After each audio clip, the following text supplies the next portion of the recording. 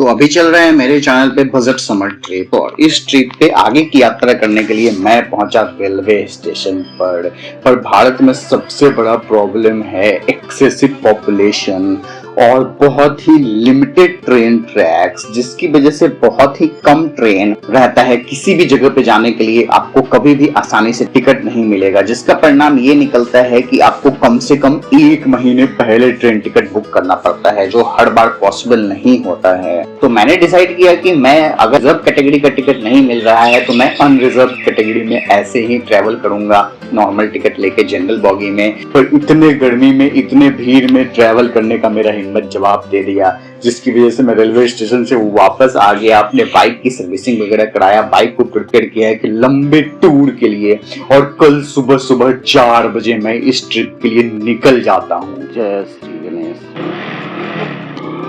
तो दोस्तों अभी सुबह के 4:30 के आसपास का समय हो रहा है और मैं निकल गया हूँ अपने समर बजट ट्रिप के, अपने 100cc के बाइक HF डिलक्स के। अभी जैसा आप लोग जानते हैं कि मैं वापस आ गया था राजगीर के बाद, लेकिन अभी मैं फिर निकल गया हूँ। अब आज बहुत ही इम्पोर्टेंट जर्नी पे मैं निकल गया हूँ। अभी हूँ मैं मुजफ्फरपुर में और यहाँ पे बहुत ज़्यादा गर्मी है। इतना गर्मी है कि आप एक्सप्लेन नहीं कर सकते। बैठे बैठे आपको इतना पसीना आएगा जितना कभी नहीं आ सकता है। तो ऐसे कंडीशन में मैं सोचा हूँ कि किसी हिल स्टेशन की तरफ जाना पड़ेगा। एक्सट्रीम गर्मी की वजह से मैं सोचा हूँ कि किसी ऐसे जगह पे जाना पड़ेगा जहाँ पे थोड़ा सा एंजॉय किया जा सके। लेकिन जो दूसरी सबसे बड़ी प्रॉब्लम है कि बाइक ट्रिप मतलब हुआ मोटो ब्लॉग, और मोटो ब्लॉग करने के लिए आपको एक प्रॉपर सेटअप चाहिए। आपके पास हेलमेट कैमरा चाहिए, एक्शन कैमरा चाहिए। अगर आपके पास एक्शन कैमरा नहीं है तो मोबाइल से भी बहुत सारे लोग आजकल मोटो ब्लॉग कर रहे हैं। पर उसमें जो सबसे बड़ी प्रॉब्लम क्रिएट हो रही है वो ये क्रिएट हो रही है कि हेलमेट मेरा लूज है हल्का सा, और मैं बिल्कुल टाइट और स्टर्डी हेलमेट नहीं खरीद पाया, जिसकी वजह से अब मोबाइल जब मैं लगाता हूँ हेलमेट माउंट पे, चिन माउंट पे, तो फिर हेलमेट झुक जाता है, जिसकी वजह से राइड करने में नहीं बनता है। आईज पूरा कवर्ड अप हो जाता है, ढक जाता है उस पे। यहाँ तक कि मोबाइल नहीं भी लगा रहता है, सिर्फ हेलमेट माउंट लगा रहता है तो भी झुक जाता है। अब इस समस्या की वजह से मैं रास्ते में चलते हुए रिकॉर्ड नहीं कर पाया, मुझे रुक रुक के रिकॉर्ड करना पड़ा। तो हेलमेट माउंट और मोबाइल माउंट लगा देने के बाद ना मेरा हेलमेट यार बहुत ज़्यादा मतलब झुक जाता है और झुकने लगता है, क्योंकि थोड़ा सा ढीला है, बिल्कुल 100% स्टर्डी नहीं है। उस समय हड़बड़ी में गलत हेलमेट खरीदा गया। ये एक बहुत बड़ा प्रॉब्लम है मेरे साथ, जिसकी वजह से ही मैं ज़्यादा रिकॉर्ड नहीं करता हूँ। 6 बज गए और अभी तक मैं दरभंगा भी नहीं पहुँचा हूँ। मुझे नहीं लग रहा है कि आज मैं किशनगंज भी पहुँच पाऊँगा, क्योंकि इतना गर्मी है। अभी ज़्यादा आप 10 बजे तक राइड कर सकते हैं मैक्सिमम। 10 बजे तक भी एक्सट्रीम धूप रहता है, लेकिन उससे ज़्यादा टाइम में राइड नहीं कर सकते। ऊपर से सुबह उठने का हैबिट है नहीं, तो नींद पूरा हुआ नहीं है, नींद पूरा पड़ा नहीं था, तो मेरा तबीयत सही नहीं लग रहा है। देखो क्या करूँ, मैं कुछ खा के नहीं निकले थे, तो यहाँ पे चाय पीने के लिए रुका हूँ मैं यहाँ पीछे। ये बिस्किट का भी अच्छा लगा है तो 3 खा लिया हूँ।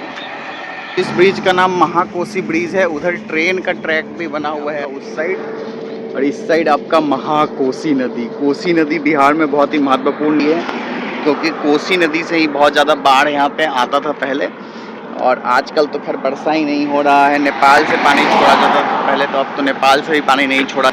इधर देखो ये सब गाँव है, इतना अच्छा गाँव है, बहुत ही अच्छा लोकेशन है। मेरा जनरली क्या है कि मुझसे दार्जिलिंग बाइक ट्रिप करना, दार्जिलिंग नहीं, देखो सिल्लीगुड़ी तक जाना है, और सिल्लीगुड़ी से जो नियर बाई हिल टाउन्स हैं, जैसे कलिम्पोंग हो गया, कुर्सियोंग हो गया, दार्जिलिंग हो गया, इन सभी जगहों को कवर करने का मेरा प्लानिंग है अभी तक। तो क्या मैं अपने हीरो HF डिलक्स से ये काम कर पाऊँगा, ये सब के लिए देखना है। अभी थोड़ा सा फ्रेश हो जाते हैं और पानी पी लेते हैं। बाइक से जाने का ये एक फ़ायदा होता है, जहाँ मन करे वहाँ पे रुक जाओ, और बाइक राइडिंग करना ही मेरा एकमात्र पैसन है। बहुत सारे लोगों को लगता है कि बाइक राइडिंग सिर्फ अच्छे अच्छे और बड़े बड़े बाइक से ही पैसन होता है, लेकिन ऐसा नहीं होता है। आपका पैसन है, किसी भी बाइक से फॉलो हो सकता है। हेलमेट लगाने से बाल ऐसा हो गया है। तो जैसे मैं आगे बढ़ता जा रहा हूँ किशनगंज, सिल्लीगुड़ी, ये सब साइड, वैसे वैसे हरियाली और थोड़ा सा गर्मी में भी रही है।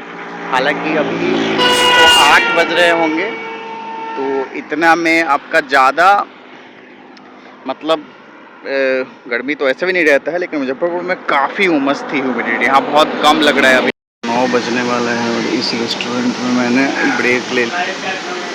मैं सोच रहा हूँ कि आधा 1 घंटा का ब्रेक ले लेंगे। आज किशनगंज पहुँचना होगा क्योंकि किशनगंज पहुँच के वहाँ पे ब्रेक लेंगे, लंबा ब्रेक। हालत तो ख़राब हो गया है मेरा। सुबह में 4:30 में निकले थे और अभी 8 बज गया, तो 3.5 घंटा लगातार राइड किया हूँ मैं लगभग। इतना देर राइड करके हालत पूरा ख़राब हो गया। बाइक के लिए भी ब्रेक हो जाएगा, ऐसा रहता है आपका कुछ ब्रेक लेने के लिए। तो यार इस रेस्टोरेंट में हम दोनों ने लगभग 1 घंटे का ब्रेक लिया, 45 मिनट का। हम एक मेरा ये पसंद और एक मैं। अभी यहाँ पे रेस्ट किया था मैं, यहाँ पे ऐसे ही आधा घंटा लगभग सोए हैं, आराम किए हैं बाइक यहाँ पे लगा के। अररिया के पास में ये एक जगह है, अररिया और फारबिसगंज के पास में थोड़ा सा रिस्की माना जाता है रुकना, लेकिन फिर भी मैं रुक गया था क्योंकि यार चलते चलते हालत ख़राब हो गया है। अब आज सोच रहा हूँ कि अभी होटल ले लेंगे, क्योंकि ऐसे भी मेरा प्लानिंग था सिर्फ 10 बजे तक राइड करने का, लेकिन थोड़ा लंबा हो ही जाता है। प्लान के अनुसार सब कुछ नहीं होता है। हे गाइस, तो दिन के 12 बज चुके हैं। एक्चुअली में दिन के 11 तक, 11:30, सवा 12, 11 तक मैं अररिया में पहुंच गया था। तो अब भी 12 बज रहे हैं और मैं ये रूम ले लिया हूँ अररिया में। तो देखो, मुजफ्फरपुर से 4:15 में निकलने के बाद HF डिलक्स से, हीरो HF डिलक्स से दिन के 11 बजे तक मैं सिर्फ अररिया में पहुंचा। हालांकि रास्ता में बहुत ब्रेक लिए हैं और गर्मी की वजह से अभी धूप काफ़ी हो गई, जिसकी वजह से मैंने सोचा कि नहीं, अब इतना धूप में बाहर रहना उचित नहीं है, राइड करना उचित नहीं है। तो मैंने ये रूम ले लिया है अररिया में। तो ये रूम मुझे सस्ता में मिल गया है, मतलब हाँ, अपने हिसाब से हम लोग सस्ता देखते हैं, 500 रुपये तो सस्ता ही हुआ हमारे लिए, क्योंकि हम लोगों को तो महंगा रूम मिलता है हर जगह। तो उस हिसाब से तो अब मैं कल सुबह यहाँ से सिल्लीगुड़ी निकलूँगा। एक दिन में सिल्लीगुड़ी जाना पॉसिबल था। अभी मैं उतना टायर्ड नहीं हुआ हूँ, अभी मैं आराम से 100-150 किलोमीटर और चला सकता था। लेकिन प्रॉब्लम ये है कि भाई धूप बहुत ज़्यादा है, और इस धूप में आप मेरे पसीने से भी समझ सकते हो, इस धूप में और ज़्यादा बाइक चलाना रिस्की हो जाएगा, जिसकी वजह से ही मैं अभी रूम ले लिया हूँ। आज आराम करेंगे पूरा सुबह तक और फिर कल सुबह निकलेंगे सिल्लीगुड़ी, और वहाँ से कलिम्पोंग, फिर दार्जिलिंग, कुर्सियोंग, बहुत सारे हिल स्टेशन पे हम लोग इस बार हीरो HF डिलक्स की राइड। शाम में ही ये होटल मुझे चेकआउट करके आगे जाना पड़ गया और फाइनली मुझे ठाकुरगंज में एक होटल लेना पड़ गया उसी शाम। अब ऐसा क्या हुआ ये जानने। इस रूम में आके मैं फंस गया, बहुत गलती कर दिया इस रूम में, इस रूम को लेके इस होटल में। अभी यहाँ से चेकआउट करने का सोच रहा हूँ मैं, क्योंकि यार न यहाँ पे लाइट है, न यहाँ पे AC है। उसी समय मैंने हड़बड़ी में ले लिया, उसका बहुत परिणाम झेलना पड़ रहा है। कितना? Non AC 1200, AC 1500। भैया ज़्यादा नहीं है।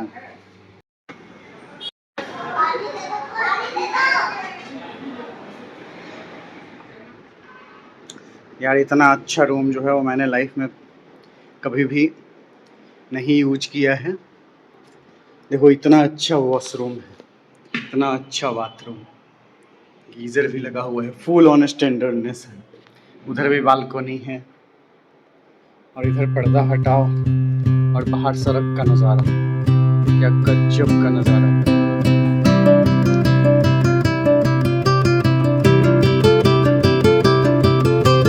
हाँ, तो यार अब कुछ बात करते हैं कल क्या क्या हुआ उसके बारे में और अपने बारे में कुछ। देखो, कल सबसे पहले तो मैं जब Muzaffarpur to Siliguri bike ride कर रहा था, सिल्लीगुड़ी तक आना है और उसके आगे फिर आसपास के हिल स्टेशंस को घूमना है, ये मेन प्लानिंग था। तो कल मैं अररिया में सोचा कि स्टे ले लेते हैं, क्योंकि अररिया तक पहुँचते पहुँचते 11 बज गए। मुजफ्फरपुर से अररिया लगभग 250 किलोमीटर की दूरी। वहाँ तक पहुँचते पहुँचते 11 बज चुके थे दिन के और धूप काफ़ी हो चुका था। तो मैंने सोचा इतने धूप में राइड करना उचित नहीं है, तो जिसकी वजह से मैंने अररिया में स्टे लेने का प्लानिंग बनाया। लेकिन अररिया में मैंने ज़्यादा देखा नहीं और जो मिला पहले जिससे पूछे वही होटल ले लिए, उसी में रूम ले लिए।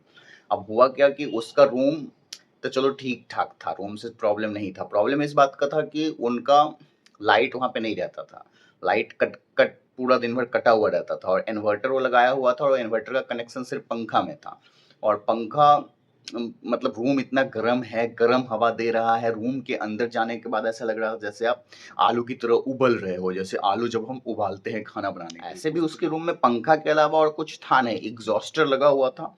तो एग्जॉस्टर जब चल रहा था तो वो सिर्फ लाइट से उसका कनेक्शन था, तो एग्जॉस्टर के चलने से थोड़ा सा हवा उतना गरम गरम नहीं लगता था, थोड़ा सा ठीक ठाक लगने लगता था। और एक स्टैंड फैन मैंने लगवाया तो वो स्टैंड फैन भी नहीं चल रहा है, वो उस समय लाइट नहीं था तो बिना चेक किए हुए ही लगा के चला गया, और वो लाइट आया भी तो उस समय चल नहीं रहा, और लाइट तो 2 मिनट के लिए रहता था और 2 घंटा के लिए कटा हुआ रह जाता था, क्योंकि 11 बजे से लेकर 6 बजे तक मैं उस होटल में रहा हूँ, तो इतना अनुभव मुझे हुआ। मैंने सोचा था कि वहीं पे रात बिता लेंगे और अररिया से फिर आज सुबह में निकलेंगे वहां से, ऐसा प्लानिंग था, क्योंकि मैं सोचा कि वहां पे मैं होटल ले लिया हूँ, मुझे सस्ता में मिला था 500 में, बट 500 रुपया मैंने सोचा कि अभी मैं सिलीगुड़ी जाऊँगा अगर आज, मतलब कल के बारे में, तो फिर मुझे अलग से फिर रूम लेना पड़ेगा, जो एक्चुअली में मुझे लेना ही पड़ गया बाद में। लेकिन फिर कंट्रोल नहीं हुआ। मैं सोचा वहाँ से निकला शाम में कि 5 बजे के आस-पास कि मैं यहाँ से जाता हूँ निकल के, खा लेंगे खाना, क्योंकि दिन में मैं खाया नहीं था, कि और फिर मतलब डायरेक्ट अभी शाम में खा लेते हैं और फिर सुबह-सुबह निकल जाएँगे, ऐसा प्लानिंग था। लेकिन जब मैं निकला तो आस-पास कोई ढंग का होटल, रेस्टोरेंट वगैरह भी नहीं मिला। तो फिर मैं सोचा कि यार मतलब बाहर निकलने से थोड़ा ठीक फ़ील हो रहा था। बाहर का मौसम अच्छा लग रहा था, उतना बुरा नहीं लग रहा था, और अंदर ऐसा लग रहा था रूम के अंदर जैसे एकदम आलू की तरह उबल रहे हैं और उसमें रखे हुए हैं, तसले में रखे हुए हैं और गैस पे चढ़ा हुआ है, इस तरीके का फ़ील हो रहा था। तो मैंने सोचा नहीं यार चलो चलते हैं, देखेंगे जहाँ तक जाएँगे और यहीं होगा तो आगे रूम ले लेंगे। तो मैं लगभग 5:30 के बाद निकला हूँ अररिया से, 5:30 के अराउंड में निकला हूँ। अब सोचो ऑलरेडी काफ़ी साँझ हो गया, काफ़ी अंधेरा होने वाला था। उस टाइम में मैं वहाँ से निकलता हूँ अररिया से। मतलब अररिया से निकलने में शाम हो गया और मेरे लिए अनजाना रास्ता है, मुझे आइडिया नहीं है। हालाँकि सब लोग काफ़ी आ जा रहे थे, काफ़ी बिज़ी रोड लग रहा था, तो मुझे उतना कुछ प्रॉब्लम नहीं लग रहा था कि यार मतलब क्राइम को लेके या किसी भी तरीके की चीज़ को लेके, बट फिर भी मुझे लग रहा था कि बंगाल और बिहार के बॉर्डर पे कहीं कुछ चेकिंग वगैरह करेगा, रात में क्यों आ रहे हो इतने दूर से, बहुत बातें हो जाएँगी, जिसकी वजह से मैं सोचा कि यार अभी कहीं रास्ते में ही रूम लेते हैं, और ऐसे भी मैं बहुत ज़्यादा टायर्ड हो गया था और शाम में और मेरे अंदर घबराहट हो रही थी कि अंधेरा हो गया, ऐसे में मतलब अनजान सड़क, अनजान रास्ता, पहली बार इतने दूर से आ रहे हैं, तो बहुत तरह की बातें दिमाग में चलती हैं। उस समय मैंने कुछ रिकॉर्ड भी नहीं किया। फाइनली जाके ठाकुरगंज में मुझे ये होटल मिला था, रास्ते में कहीं नहीं मिल रहा था, कहीं नहीं मिल रहा था। एक जगह था अररिया से निकलने के लगभग 10 किलोमीटर के थोड़ा आगे ही, तो मैं सोचा कि नहीं थोड़ा और आगे जाता हूँ, और इस चक्कर में मैंने गलती कर दी, क्योंकि तब 7:30 हो गए और मुझे तब तक कोई रूम नहीं मिला, पूरा अंधेरा हो चुका था, 7:45 हो चुका था, 8 एक्चुअली में बज चुका था जब तक मैं इस होटल तक पहुँचा। ये ठाकुरगंज में आपका वाटिका पैलेस नाम का कोई होटल है, बहुत बढ़िया स्टैंडर्ड है, लेकिन महँगा है यार।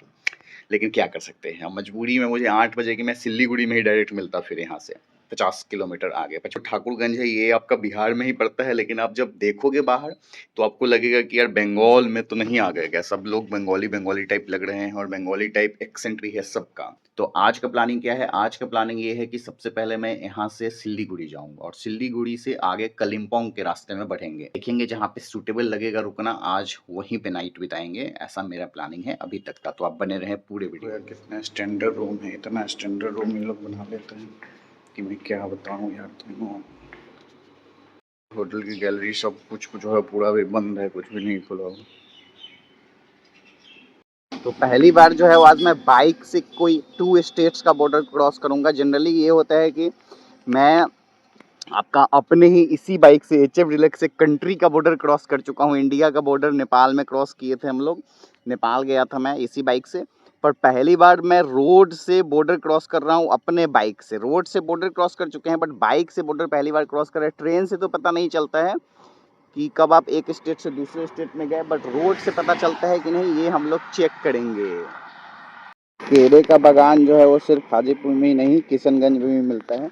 यहाँ पे बहुत ज़्यादा केले का वो सब जगह आपको दिख रहा है। इधर का लैंडस्केप थोड़ा थोड़ा नेपाल बॉर्डर के साइड जैसा फील हो रहा है, क्योंकि ये भी तराई क्षेत्र है। इट मीन्स कि हम लोग बढ़ रहे हैं आपका हिमालय माउंटेन रेंज की तरफ, तराई क्षेत्र में है अभी हम लोग।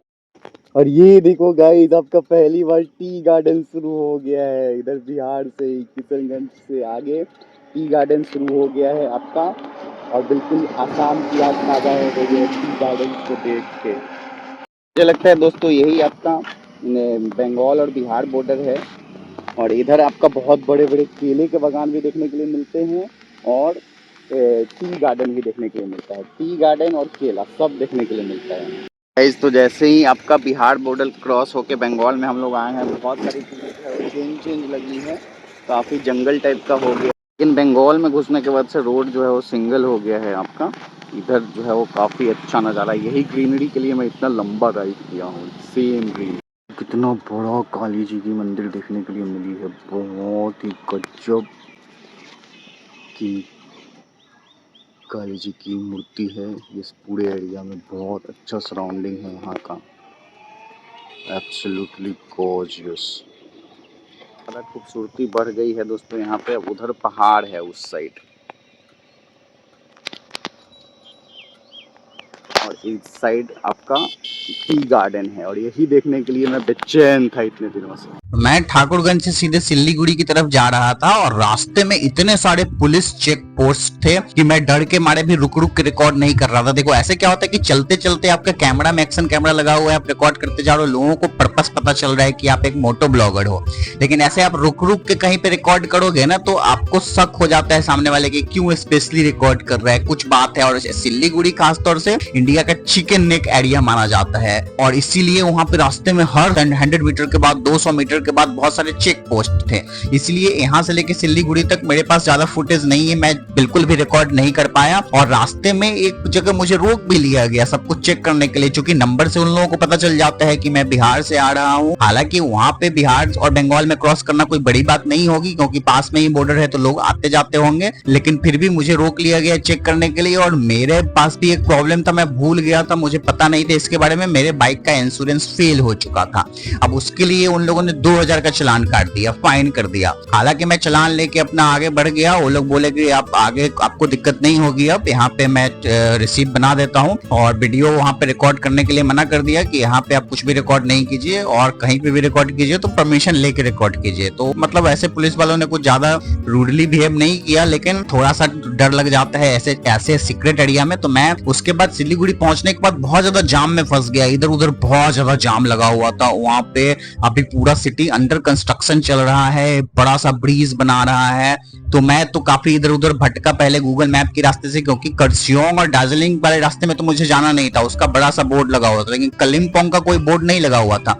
कलिम्पोंग सिल्लीगुड़ी से जाने के लिए आपको NH10 के रास्ते से जाना पड़ेगा, जिस रोड में एक बड़ा सा फ्लाईओवर भी बन रहा है, जिसकी वजह से नीचे बहुत लंबे समय तक जाम लगा हुआ रहता है। और ये जो कलिम्पोंग वाला रास्ता है NH10, इसमें आपको दोनों तरफ जैसे ही वो फ्लाईओवर खत्म हो जाता है उसके बाद बिल्कुल जंगल एरिया शुरू हो जाता है। बंगाल सफारी जहां से है वहां से आपका पूरा घना जंगल शुरू हो जाता है, जंगल के बीच में ही रोड है, एलिफेंट क्रॉसिंग है, कभी भी एलिफेंट गुजर सकता है और वहां पे रुकना मना है, जिसकी वजह से मैं रुक के कोई भी फुटेज नहीं ले पाया, कोई भी शूट नहीं कर पाया। तो मेरे पास इतने दूर का बहुत ही कम शूट है। उसके बाद आपका पहाड़ शुरू हो जाता है, धीरे धीरे आप पहाड़ के ऊपर चढ़ने लगते हो। तो पहाड़ के ऊपर चढ़ने के बाद सबसे पहले शिवकेश्वरी काली मंदिर, उस मंदिर में मैं जाता हूँ। उसके बाद नीचे उतर के मैं 10-15 किलोमीटर आगे तक जाता हूँ। और एक्चुअली में मेरी ये जर्नी हो ही रही है गर्मी से बचने के लिए, इसीलिए इनिशियली मेरा प्लान था कि मैं किसी हिल स्टेशन पे जाऊंगा। तो सबसे नजदीक में जिस हिल स्टेशन पे मैं जा सकता हूँ अपने बाइक हीरो HF डिलक्स से,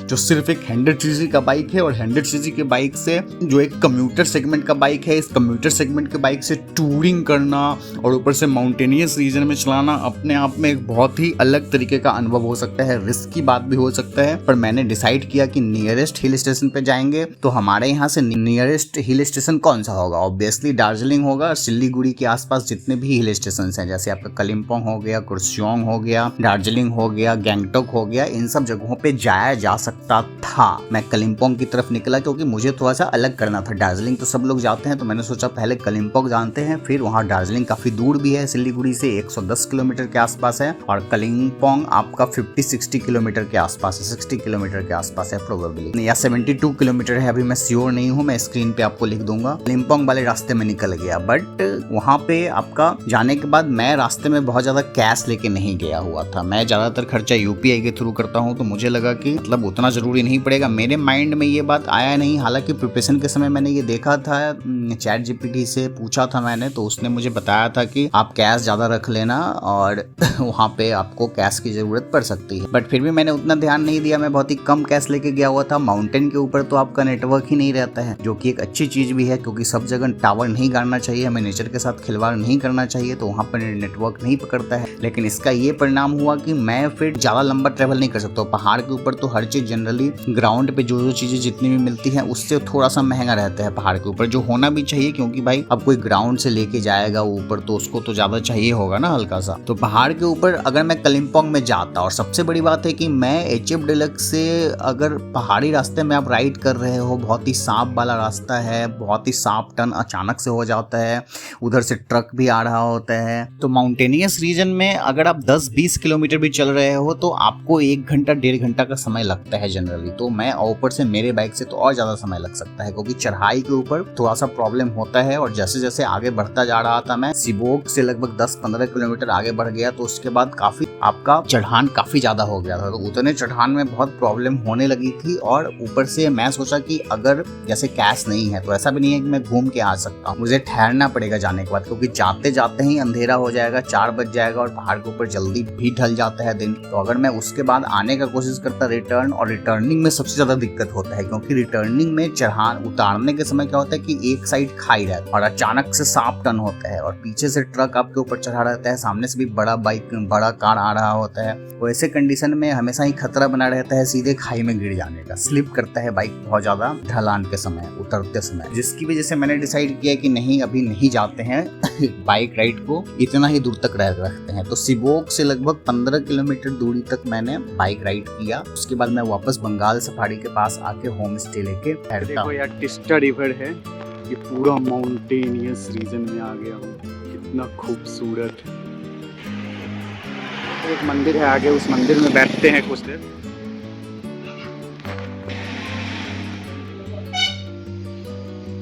ब्रिज बना हुआ है वहाँ पे टिस्टा रिवर के ऊपर।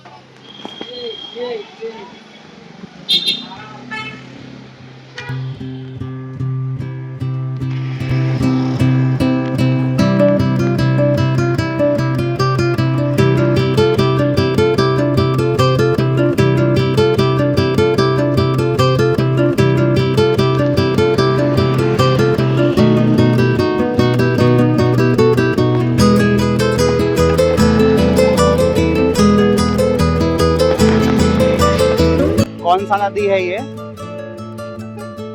टिस्टा।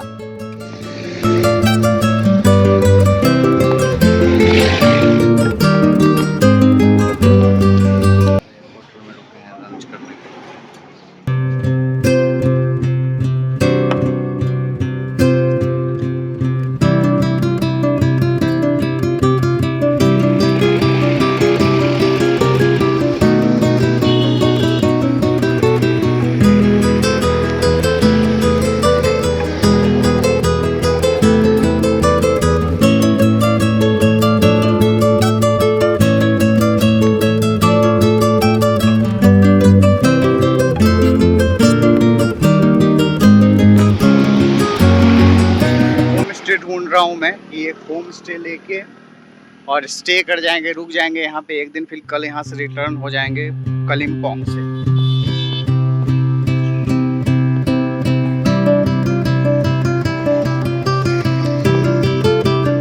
ये गाइस, कितना सुंदर जगह है ये, और ये आपका फॉलिंग बोल्डर जोन भी आगे है। मैं अपने HF डिलक्स से इन सब जगहों पे राइड कर रहा हूँ। अभी सांप जैसा रोड है, और सांप जैसे रोड पे क्या HF डिलक्स से राइड करना पॉसिबल है? पहाड़ी रास्ता, सांप जैसा रास्ता, एक तरफ पहाड़ है, दूसरी तरफ खाई वाला जो फॉर्मूला है हमेशा से कि एक तरफ पहाड़ और दूसरी तरफ खाई, तो ऐसे रोड पे फाइनली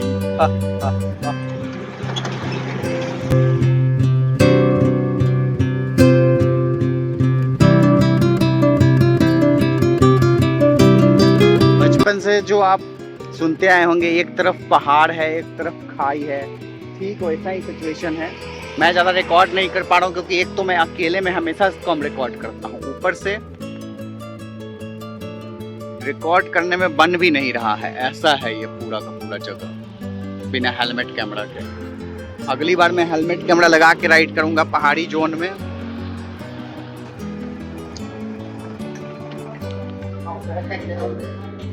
यहाँ से वो आगे जा रहे, बिल्कुल जंगल में घुस गया हूँ मैं। यहाँ पे बंगाल से खड़ी वाला जंगल है। अच्छा मोनेस्ट्री टाइप का एरिया। होम स्टे में आए थे यहाँ पे, तो मतलब कोई है ही नहीं यार। बहुत अच्छा है लोकेशन, लेकिन कोई है नहीं।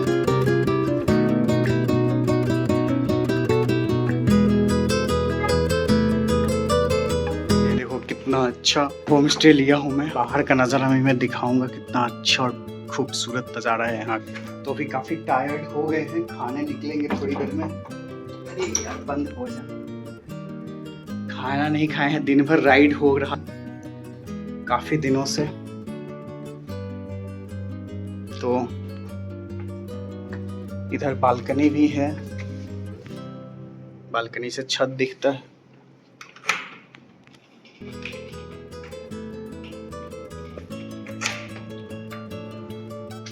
आज रात के लिए यहाँ पे ठिकाना है अपना। पास में एक बहुत ही फेमस मोनेस्ट्री है और बंगाल सफारी है। उधर बंगाल सफारी जंगल के बीच में ही है ये होम स्टे। तो बहुत ही अच्छा, शांत और बहुत ही अच्छा जगह पे है। तो आज अभी पहले खाएंगे, फिर आराम करेंगे, फिर आगे का ब्लॉग शूट करेंगे। बहुत सारे लोगों को ये लगेगा कि मैं जो है वो इतना खर्चा क्यों कर रहा हूँ, इतना क्यों घूम रहा हूँ, और जब पूरा सेटअप मेरे पास नहीं है फिर मैं ब्लॉग बनाने का ट्राई कर रहा हूँ, ऊपर से घूमने का मतलब एचएफ डिलक्स से। ये सब तरह के क्वेश्चंस मेरे बारे में लोगों के दिमाग में, मन में आते हैं या आ सकते हैं। तो ऐसे सवालों का एक ही जवाब है कि देखो, ट्रैवलिंग मुझे हमेशा से पसंद था और ट्रैवलिंग करते रहता हूँ मैं बीच बीच में। तो आज से 3-4 साल पहले मैंने सोचा कि ट्रैवलिंग के साथ साथ मोटो ब्लॉगिंग भी करेंगे, क्योंकि ट्रैवलिंग करते ही हैं। लेकिन मोटो ब्लॉगिंग में होने वाले ओवरऑल बजट और खर्चे की वजह से मैं सेटअप नहीं कर पाया कभी। तो अभी मेरे पास जो बाइक है उसी से मैं घूम रहा हूँ। खर्चा पानी की जहाँ तक बात है कि अननेसेसरी तो कहीं नहीं हो रहा है, तो ऐसा नहीं है। अननेसेसरी मैं कोई भी काम नहीं करता हूँ। घूमने के लिए सब लोग जाते हैं। घूमने में मान के चलो कि किसी का 5,000 खर्चा होता है, किसी का 10,000 खर्चा होता है, किसी का 15,000 खर्चा होता है। सबका अलग अलग बजट के अनुसार अपना खर्चा करते हैं। उनका पर्सनल बजट क्या है। तो मेरा जो मैं घूमता हूँ उसमें काफ़ी खर्चा होता है, लेकिन मैं बहुत सारी ऐसी चीज़ें हैं जिसमें कंप्रोमाइज़ करता हूँ और घूमता हूँ उसके बदले, क्योंकि घूमना मेरे लिए मतलब ज़रूरी है। मुझे अच्छा भी लगता है, और ख़ास तौर से कुछ दिन बाहर नहीं निकलने से मैं थोड़ा सा मतलब डिप्रेस टाइप का होने लगता हूँ। तो इस सबका अपना एक शौक होता है, एक पैसन होता है। किसी को ड्रिंकिंग का पैसन होता है, किसी को गुटखा खाने का पैसन होता है। तो मुझे घूमने का पैसन है, राइडिंग का पैसन है, ब्लॉगिंग का पैसन है। सबका अपना अपना शौक होता है, सबका अपना अपना पैसन होता है। गजब का नज़ारा है इस होम स्टे का। ये देखो उधर मेरा बाइक रखा हुआ है, यूज बाइक। और यहाँ देखो, यहाँ से कितना अच्छा नज़ारा है। That is awesome view। पूरा उधर आपका सिल्लीगुड़ी शहर उधर। और अभी हम लोग एक अच्छे से रेस्टोरेंट में खाने चलेंगे। मैं हमेशा से यही चाहता था कि ऐसे गांव वाले इन्वायरमेंट में रुका जाए कहीं पे, कि यहाँ पे देखो इस होम स्टे में मैं रुका हुआ हूँ। मेरे पीछे जो आपको ये बिल्डिंग नज़र आ रहा है, आगे देखो कितना अच्छा नज़ारा है। लोग नहा रहे हैं। ये आपका किसी चीज़ का पेड़ है, और इधर का नज़ारा बहुत ही गजब का है। बहुत ही ब्यूटीफुल जगह पे हूँ मैं अभी पहले, लेकिन खाएंगे उसके बाद ही इस जगह की सुंदरता को यहाँ पे बैठ के एंजॉय करेंगे। मैं सोच रहा हूँ कि पैदल ही रेस्टोरेंट में चलते हैं खाने के लिए। कहाँ पे है रेस्टोरेंट, नहीं है। क्या गजब का है ये। इधर जंगल है, इधर ऊपर से भी व्यू ले सकते हैं आप। इधर पीछे पूरा ऐसे इतना अच्छा रेस्टोरेंट है। मैं आजकल गजब रेस्टोरेंट में गया यार। सब कुछ इतना महंगा है इस रेस्टोरेंट में। अब मैं एक तो थाली सिस्टम आजकल ये लोग कहीं पे भी नहीं देते हैं, ये बहुत बड़ा प्रॉब्लम है। पर खैर जाने दो, अब क्या कर। ऐसे जगहों पे जब घूमने आओ ना, तो आपको अकेले मज़ा नहीं आएगा। अगर आप कपल के साथ हो तो आपको गजब का मज़ा आएगा। आप कपल हैं, अभी मौसम बहुत अच्छा हो गया है यहाँ पे, तो काफ़ी अच्छा है, नज़ारा अच्छा है, मौसम अच्छा है। एक शांत एंड क्वाइट प्लेस है, क्योंकि यहाँ पे कोई मोनेस्ट्री है, जापानीज़ मोनेस्ट्री, बुद्धिस्ट मोनेस्ट्री जो भी है। और जंगल के अंदर में हूँ मैं, बिल्कुल बंगाल सफारी जहाँ से शुरू हो। बहुत अच्छा है, इतना ज़बरदस्त खाना खा।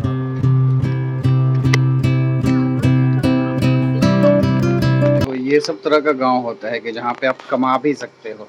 ये सब घर या तो रेस्टोरेंट बना लेते हैं या फिर आपका होम स्टे बना लेते हैं। बहुत अच्छा क्वालिटी है इस गांव का। हवा निकलने वाला भी यहीं पे है, ये बहुत ज़्यादा गर्मी देता है। यहाँ पे आप अपना बालकोनी का वो करो। हे गाइस, तो अभी हिमालय की गोद में सामने हिमालय माउंटेन रेंज, और इधर बालकोनी में मैं बैठा हुआ साउथ अफ्रीका और ऑस्ट्रेलिया के बीच फाइनल मैच को एंजॉय कर रहा था। और एक साउथ अफ्रीकन फैन के रूप में मैं बता नहीं सकता हूँ कि कितनी इमोशन और कितनी हैप्पीनेस मेरे अंदर से अभी भरी हुई है। साउथ अफ्रीका पहली बार कोई आईसीसी टूर्नामेंट, वर्ल्ड कप तो नहीं जीता है लेकिन टेस्ट चैंपियनशिप जीता है। डब्ल्यूटीसी का फाइनल बहुत बड़ा है, वनडे वर्ल्ड कप से भी बड़ी उपलब्धि मैं इसको मानूंगा। ऑस्ट्रेलिया के खिलाफ फाइनल में जीतना लॉर्ड्स क्रिकेट ग्राउंड पे, उसको देखते हुए एंजॉय कर रहा था। और अभी सनसेट का नज़ारा आप एंजॉय कर सकते हैं। यही है वो मोनेस्ट्री, कितना सुंदर है, बहुत अच्छा नज़ारा है ओवरऑल सब जगह। देखो ये है बिल्कुल जंगल और गांव टाइप का एरिया, बहुत ही झकास जगह है। स्पॉट है गाइस, यहाँ पे सब लोग पिकनिक मनाने आते हैं। बहुत ही अच्छा नज़ारा है यहाँ का ओवरऑल। ये देखो ये सब कैसे पिकनिक, कपल्स लोग पिकनिक, इधर कोई रेस्टोरेंट वगैरह, पीछे का नज़ारा है यहाँ उधर का। तो यहाँ पे आराम से ऐसे शांति से घूम सकते हैं, बहुत ही अच्छा है ओवरऑल। मैं अपना ट्राइपॉड ही आजकल नहीं निकाल रहा हूँ क्योंकि बहुत ही शांत जगह है। ऐसे में सब ब्लॉगिंग करता हुआ अगर मुझे देखेगा तो सबको लगेगा कि अरे यार ब्लॉगर लोग सब जगह पहुँच जाता है। तो इसकी वजह से मैं ट्राइपॉड नहीं निकाल रहा हूँ कि जाने दो, लोगों को रिलैक्स रहने दो कुछ देर। उधर स्वागत वाला है चाय पानी नाश्ता के लिए, तो उधर चलेंगे, अभी कुछ देर ऐसे ही बैठ जाते हैं। उधर शांति से बैठने के लिए बहुत अच्छा है और हर जगह कपल्स लोग पहुंच जाते हैं, ये एक अलग बात है। आगे चला के वो कर रहे हैं, इधर कुछ म्यूजिक बजा रहे हैं। ये आपको सनसेट का नज़ारा कितना अच्छा देखने के लिए मिलेगा। खाना बना रहे हैं वो लोग।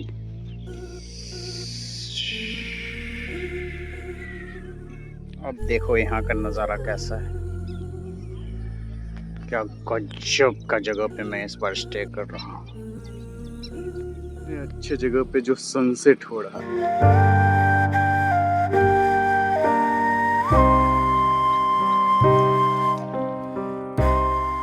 वो लोग मेरी तरह नेचर की गोद में एंजॉय करना चाहते, आगे जंगल हो, बीच में एक झड़ता हुआ पानी, झरना हल्का हल्का बहता हुआ पानी, इधर बिल्कुल शांत नज़ारा स्नो करते हुए, वो लोग यहाँ पे आगे खूब एंजॉय कर सकते हैं। बस नेचर की गोद में बैठना है कुछ देर, शाम में शांति से। आगे जानवरों की आवाज़ भी आ रही है, पंछियों के चहचहाने की आवाज़ भी आ रही है। हिमालय माउंटेन रेंज बिल्कुल गजब का जगह सब है इंडिया में। हम लोग जानते नहीं हैं, हम लोग जाते नहीं हैं, और नहीं जाते हैं अच्छा ही करते हैं क्योंकि कमर्शियलाइज हो जाता है जगहों का आजकल। यहाँ सब जगह इस तरीके का बना हुआ रहता है, झोपड़पट्टी टाइप का।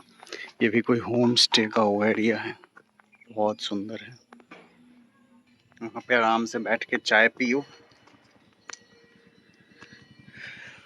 शाम के टाइम में, मजा आ जाता है, बहुत ही अच्छा है। कुछ कपल लोग देखो हेलमेट से आए हैं घूमने के लिए, यहाँ पे बैठने के शांति से बैठ रहे हैं इधर कपल सब। कितना अच्छा लालिमा हो गया है उसका, बहुत अच्छा है। देखो ये मोनेस्ट्री के पीछे ही है आपका ये होम स्टे, और खाना भी यहाँ पे मिल जाएगा आपको, चाय भी मिल जाएगा, बहुत ही गजब है। देखो मोनेस्ट्री किधर है, मोनेस्ट्री इधर है। मोनेस्ट्री के इधर पीछे ये मेरा HF डिलक्स लगाया हूँ मैं यहाँ लाके, इधर सब पूरा बहुत ही बढ़िया है। यहाँ पे बैठ के आज शाम में आओ, चाय पियो मेरी तरह, इंजॉय करो। ऐसे मैं चाय पीऊँगा।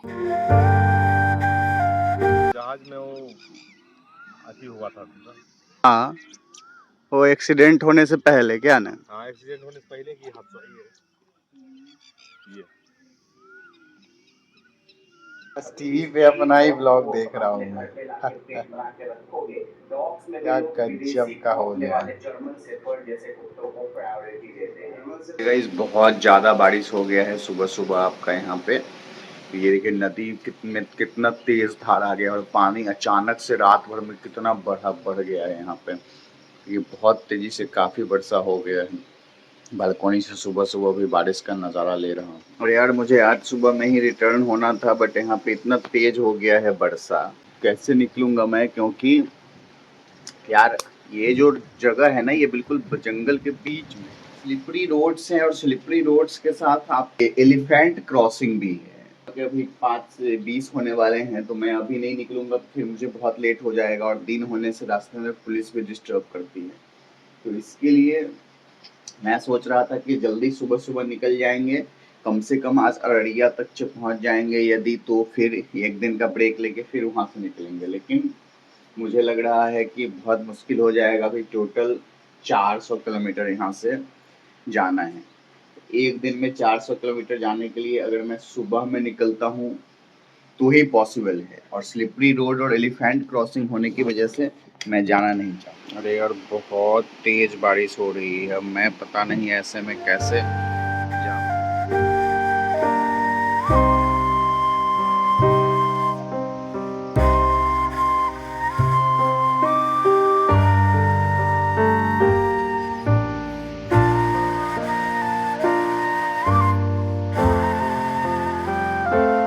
बाइक धुलवानी थी, लेकिन मेरा बाइक अभी वर्षा में ही आपका धुआ गया। ये बहुत ही अच्छा चीज़ हुआ। एक माउंटेन्स कितना क्लियरली दिख रहा है यहाँ से।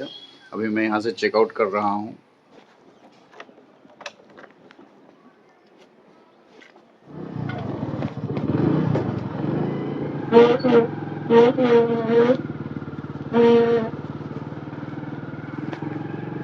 तो वर्षा हो रहा है, और वर्षा होते हुए मैं निकल गया हूँ डायरेक्ट सिलीगुड़ी से। अभी घूमना था, घूमना नहीं था, मेरा मेन पर्पस था कि 1-2 दिन शांति से कहीं बिताते हैं, मूड फ्रेश करते हैं, थोड़ा राइड करते हैं। और इतना अच्छा मौसम है यहाँ पे, इतना अच्छा फ्रेश इन्वायरमेंट है, जंगल के बीच में हूँ। अभी मैं बंगाल सफारी यहीं से होता है, पता नहीं आगे जो बंगाल सफारी वाला रोड है उस रोड तो नहीं है कहीं, क्योंकि गूगल दिखा रहा था कि क्लोज है। ये एक बहुत बड़ा प्रॉब्लम है, बट क्लोज होगा तो इधर से ही है बंगाल सफारी का रास्ता।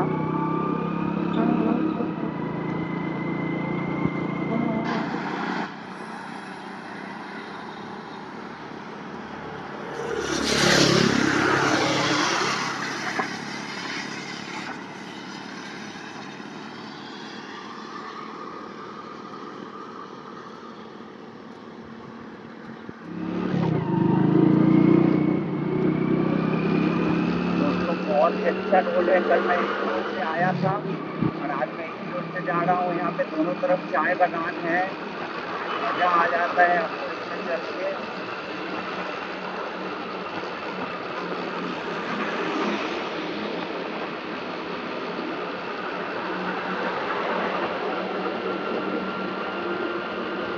ये वो वाला रोड नहीं है, कल मेरा गूगल की वजह से आज दूसरा रोड ले लिया हूँ मैं। वो रोड मेरा मिस हो गया। इतना अच्छा, उधर से बहुत कम दूर था, अब इधर से बहुत ज़्यादा डिस्टेंस।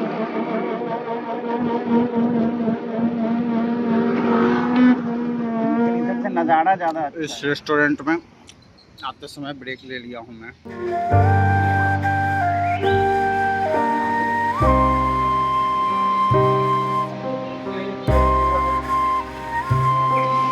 यहाँ छाँव के पास में अभी ब्रेक ले लिया हूँ मैं रिटर्न जर्नी पे।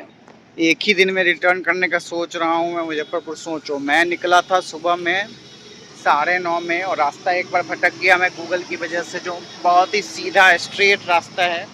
तो जिस रास्ते से गए थे वो रास्ता नहीं पकड़ के मेन हाईवे पकड़ लिए थे, 4 लेन वाला, सिलीगुड़ी से गुवाहाटी की तरफ जो जाता है। पर अब उसमें प्रॉब्लम ये हुआ कि वो आगे से बंद था, तो दूसरा एक अल्टरनेट रूट बता रहा था गूगल।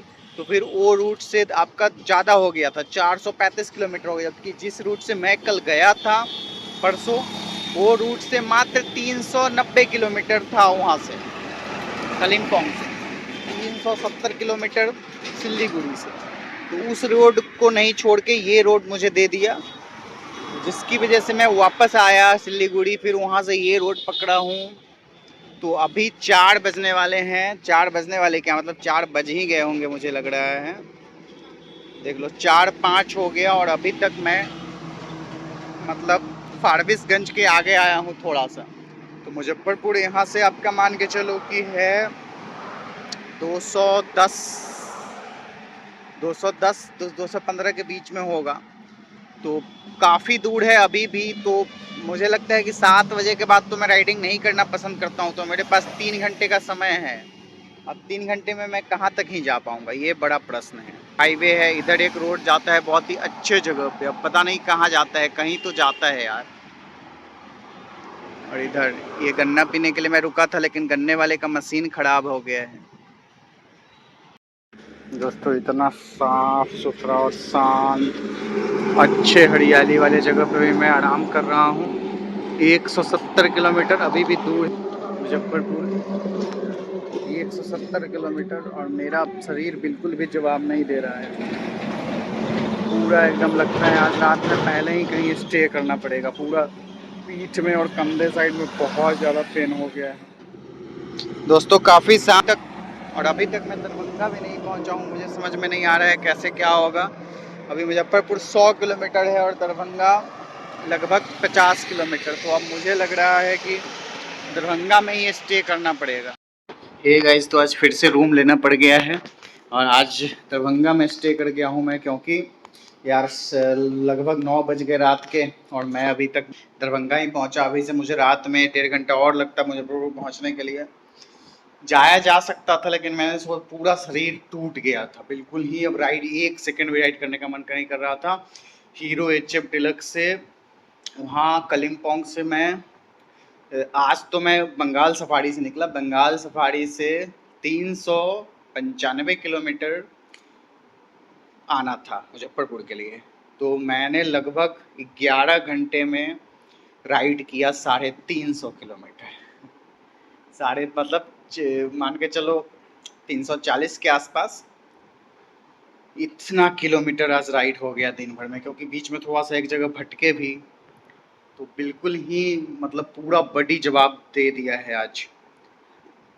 अब बस सो जाना है, इसलिए अब नहीं बिल्कुल भी चलाना पार लग रहा था। अब कल सुबह यहाँ से उठेंगे और मुजफ्फरपुर जाएंगे। 1 दिन 2 दिन पूरा 1 सप्ताह आराम करेंगे।